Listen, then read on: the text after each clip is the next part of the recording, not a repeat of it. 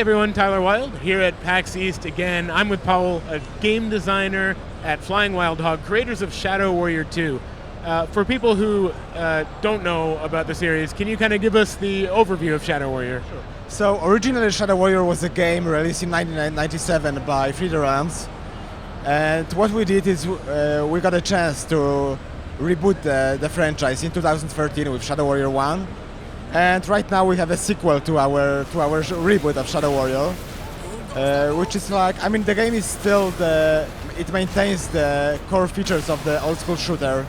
So it's a fast-paced shooter with lots of action, lots of guns, lots of violence as well, like the comedic violence. But however, with Shadow Warrior 2, we wanted to go a little bit farther. So right now the game is based on gathering loot that falls out from enemies. So all the upgrade system is similar to the games like Diablo, Borderlands, Destiny. And on top of that, the game is not only a first-person shooter, but it's pretty good slasher as well, since we had the really advanced melee combat in it. Yeah, what were there any criticisms from the first Shadow Warrior reboot that you sort of took to heart and are working on in the sequel here? I mean, some people complained that the game is too linear. Like you had that feeling that you are playing walking in a pipe, that you are guided by hand. So what we did is we created much more open levels, not only in terms of size but also in terms of verticality. And to support that exploration, we also created a new set of animations like wall climbing, aerial dashes, jumping from one roof on the other, and also in terms of combat design. Many people said to us that they enjoyed the melee combat so much that they didn't put the attention to firearms, which is a bit odd, you know, because this is still a first-person shooter in the first place.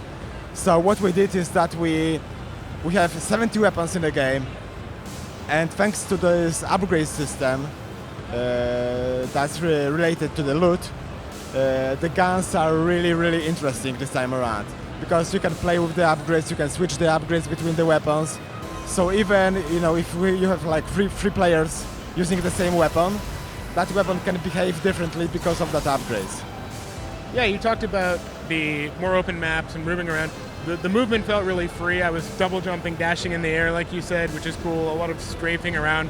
Can you talk about how you went about designing that system and the melee combat in conjunction?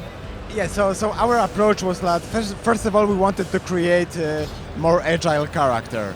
In Shadow Warrior 1 we very often had situations when you died because of the fall damage. So in this game we wanted to create a character that does like a superhuman ninja from the anime movies. So that's why you don't have any stamina, you don't take damage from falling.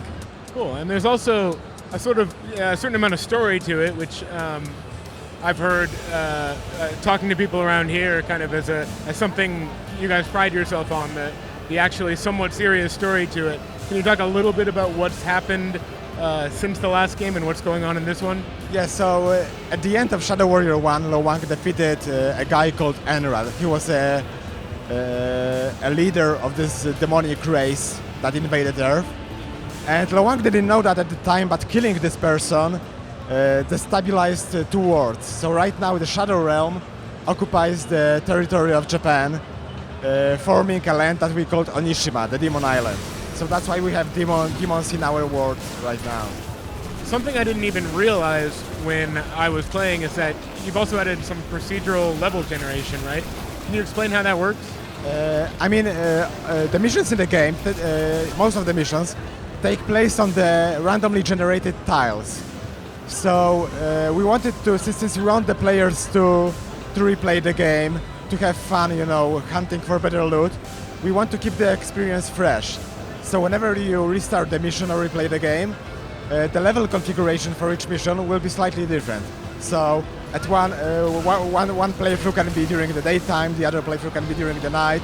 The enemy placement will be different as well, or the items placement will be in different places. So you can never expect the same scenario. So do you have a sense of when the release date will be? The release date is going to be fall 2016. All right, thanks so much for talking to us.